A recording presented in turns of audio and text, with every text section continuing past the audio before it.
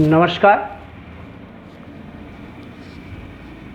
मैं डॉक्टर विजय कुमार पांडे अपने channel BMS पर आप स्वागत करता हूं। आज का विषय है शरीर क्रिया विज्ञान।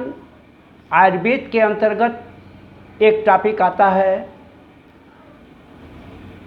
धातुओं का पोषण का क्रम। शरीर में जो धातुएं होती हैं, जैसे रसादि जो हैं, रस, रक्त, मांस, मेद आदि, मज्जा, शुक्र, इन्हें धातु कहा जाता है। ये शरीर को धारण करते हैं। धातु शब्द की निष्पत्ति डंग, धाम, धारण, पोषणयों से बताया गया है, अर्थात जो द्रव्य दोष, उपदोष एवं मलों की अपेक्षा शरीर धारण, पोषण, निर्माण का कार्य में प्रमुख होता है, उसे धातु कहते हैं। आयुर्वेद में धातुओं की उत्पत्ति का जो क्रम होता है उत्तरोत्तर होता है, और इसके लिए बताया गया है कि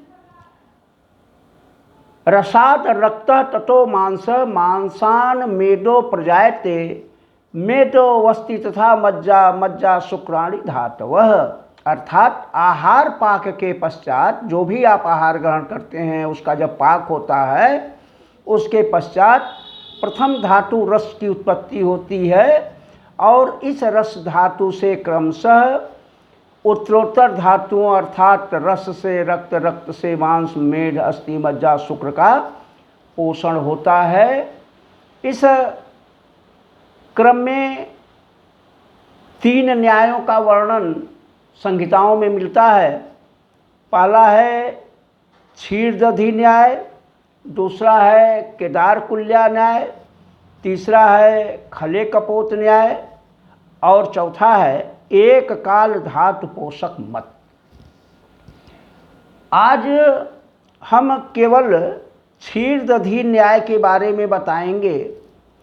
इस मत के अनुसार क्षीर से दधि जो बनने की प्रक्रिया है उसी प्रक्रिया की तरह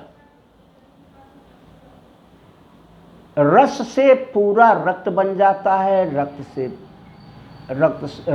रक्त, रक्त से मांस, मांस से मेद, मेद से मज्जा, मज्जा से शुक्र।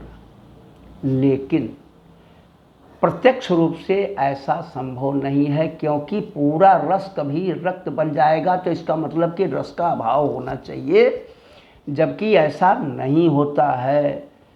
जब रक्त से मांस बनेगा तो रक्त का अभाव हो जाना चाहिए, क्योंकि पूरा रक्त मांस बन गया, ऐसा भी नहीं होता है। मांस से मेद बना तो पूरा मेद ही हो जाना चाहिए, ऐसा भी नहीं होता है। मेद से मज्जा बनता है, अस्थि बनता है, शुक्र बनता है। पूरा मज्जा कभी शुक्र नहीं बनता है, नहीं तो फिर मज्जा का अभाव हो जाएगा। इस तरह से यह न्याय उचित नहीं प्रतीत होता है। इसके अतिरिक्त अब कल केदार कुल्या न्याय के बारे में हम बताएंगे। धन्यवाद।